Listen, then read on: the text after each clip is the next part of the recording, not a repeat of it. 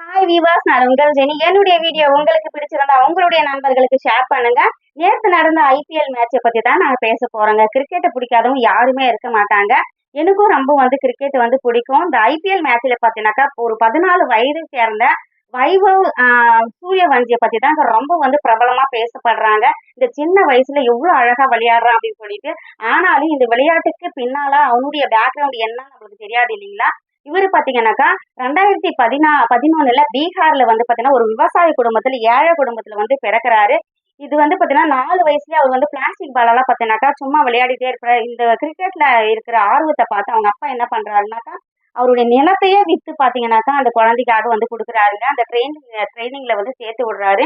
சேர்த்து விட்டுட்டு அவருக்கு தேவையான செலவுக்காக பாத்தீங்கன்னாக்கா அந்த டாய்லெட், பாத்ரூம் இது எல்லாம் கழுவி பாத்தீங்கன்னா அந்த பிள்ளைக்கு நல்ல ஒரு ட்ரைனிங் கொடுக்குறாருங்க.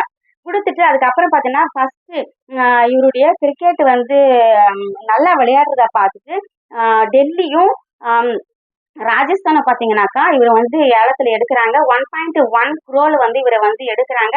ஃபர்ஸ்ட்டு பேட்ச்லயே பார்த்தீங்கன்னா, ஃபர்ஸ்ட்டு பால்லயே சிக்ஸர் அடிச்சு, அந்த ஸ்டேடியம்ல பார்த்தீங்கன்னாக்கா, சிக்ஸர் அடிச்சு பார்த்தீங்கன்னா, எல்லோருமே பேசப்படும்படியாக இந்தியாவே பார்த்தீங்கன்னா, இவர பத்தி தாங்க நிறைய பேசப்படுறாங்க. இதுல பாத்தீங்கன்னா 2013 கிறிஸ்டேல் 30 பால்ல ஒரு செஞ்சுரி அடிச்சு இருப்பாரு. அவரையே பீட் பண்ணி இவரு பாத்தீங்கன்னாக்கா வைபவ் சூரியவன்சி 35 பால்ல செஞ்சுரி அடிச்சிருக்கிறாருங்க. ஒரு மிகவும் வேகமான அதாவது ஃபாஸ்டரா இவர் தான் பீட் பண்ணியிருக்கிறாரு அப்படின்னு சொல்லிட்டு உலக அளவுல பாத்தீங்கன்னா இவரை பேசப்பட்டுட்டு இருக்காங்க. ஸோ இவருடைய எல்லாருக்குமே ஒரு வெற்றிக்கு பின்னால ஒரு பெண் தான் இருப்பாங்க அப்படின்னு சொல்லிட்டு நம்ம பேசப்படுவாங்க. ஆனா இவருடைய வெற்றிக்கு பின்னால அவருடைய அப்பா தாங்க இருக்கிறாங்க. அவர் இல்லைனாக்கா இந்த நிலைக்கு இவர் இருக்க மாட்டாரு. அந்த ஸ்டேடியம்ல அவர் அவுட் ஆயிட்டதுமே அழுதுட்டே வருவாரு. அவங்க அப்பா பட்ட உழைப்புக்கு இது போதாது அப்படின்னு சொல்லிட்டு தான் அவரு அது அழுதுட்டே வந்திருப்பாரு. ஸோ எவ்வளவு ஒரு தீவிரமா இந்த சின்ன வயசுல இவ்வளவு அழகா விளையாடாருன்னு சொல்லிட்டு இன்றளவும் பேசப்பட்டுட்டே இருக்காங்க.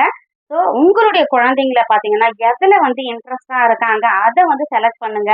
அதை நீங்க கண்டுபிடிச்சு அதுக்கு அவங்களுக்கு பயிற்சி கொடுத்தீங்கன்னா கண்டிப்பா அவங்களுடைய வாழ்க்கையில இவரை போல நீங்க வெற்றி பெறலாம் அப்படின்னு சொல்லிட்டு தான். யாரையும் யாரோட கம்பேர் பண்ணாதீங்க குழந்தைங்கள. அவங்களுக்குன்னு தனித்திறமை அந்த எல்லாம் வல்ல இறைவன் வச்சிருப்பாரு. ஸோ கண்டிப்பா எல்லா குழந்தைங்களுக்கும் நல்ல ஒரு டேலண்ட் இருக்குது. அதை டீச்சராலையும் இல்லை ஒரு பேரண்ட்ஸாலையும் மட்டும்தான் கண்டுபிடிக்க முடியும். கண்டுபிடிச்சு இது போல நம்ம அவங்கள சக்சஸ் கொண்டு போனோம்னா கண்டிப்பா அவங்களுடைய வளர்ச்சிக்கும் அவங்களுடைய அச்சீவ்மெண்ட்டுக்கும் நம்ம ஒரு உறுதுணையாக இருப்போம் அப்படின்னு சொல்றதுதான் இந்த ஸ்டோரியோட நோக்கம். மீண்டும் அடுத்த வீடியோவில் உங்களை சந்திக்கும் வரை உங்களிடமிருந்து விடைபெறுவது உங்கள் ஜெனி. நன்றி, வணக்கம்.